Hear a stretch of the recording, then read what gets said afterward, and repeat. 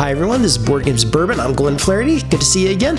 I'm a little under the weather today because my baby has a sniffle, and that means for me that it feels like the Black Plague. But we're going to talk about Hamlet, the village building game, who is by David Chirkop. It is published by Mighty Boards, 10 and over, 1 to 4 players, 25 minutes.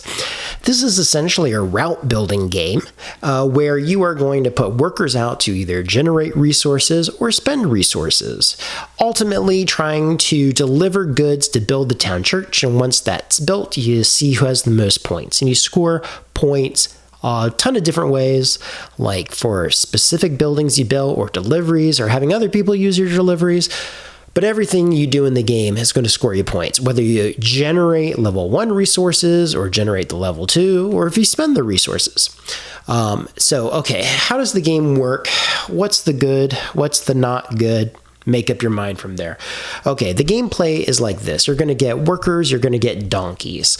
Workers do actions, donkeys build your routes. The workers are going to either generate the resources or not. They're going to spend it. Now, generating level 1 resources, the real basic ones, it's functional. You need to do it. Not that fun, though. But you do get a little kickback later in the game when facilities are built and you can start generating level 2 resources. That's a lot more fun because now you're planting resources that when other people spend your resource, you get a nice reward too. And then the other thing is they spend their resources. And what do you spend your resources on? You spend your resources on building tiles to put on the board, delivering goods to the church to end the game. You can buy market tiles that are just like straight, turn in resources, get score points. You can spend them to build bridges because having bridges can give you points. You're going to get bonuses along the game for doing certain things first. If you build the flour mill first, you get a token somewhere over here that says you get double points when you put flour there. Or if you build bridges, you get double points with your bridges. Everything you do, if you do it first, there's an incentive to do it first, you get more points. The donkeys that you have are going to just make networks so that when you have to do a delivery, you're able to reach any resource around the board and in one turn and turn it in. Okay, so what does that really do to you? That does a few things in the terms of gameplay. One, you are routing and to reach what you want for your turn, but because anybody can spend resources that they reach, that means when your turn comes around, the resources you want might not be there. So you can't really plan too far. Like strategic is more tactical. It's more like round by round. You got to see what's on the board.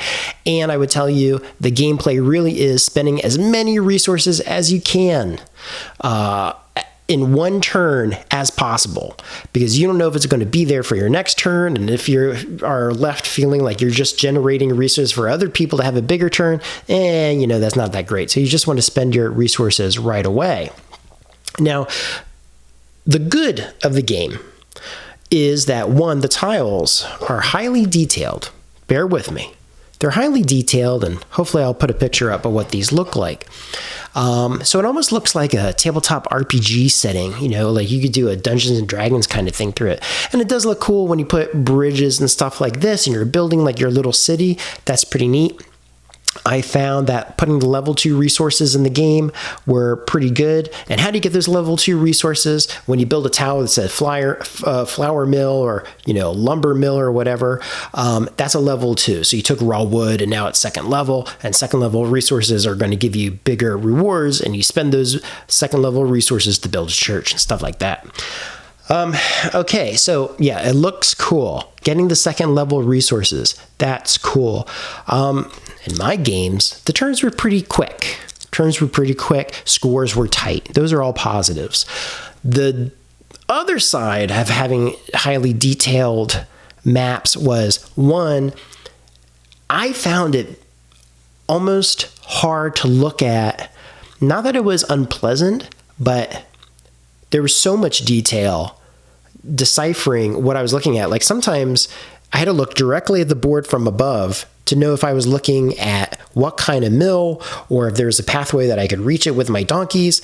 But then from the top, I can't tell the difference between my meeple, so I have to go this way, be like, okay, well, that's a person meeple, that's a donkey meeple, okay. That was one thing.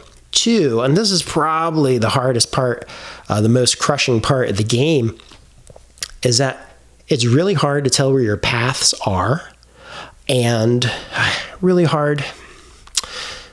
Every single game we played, because it's easy to do, because the logic, it doesn't follow logic of other games, it's easy to overlook your path and get resources from locations that you're not actually able to go to.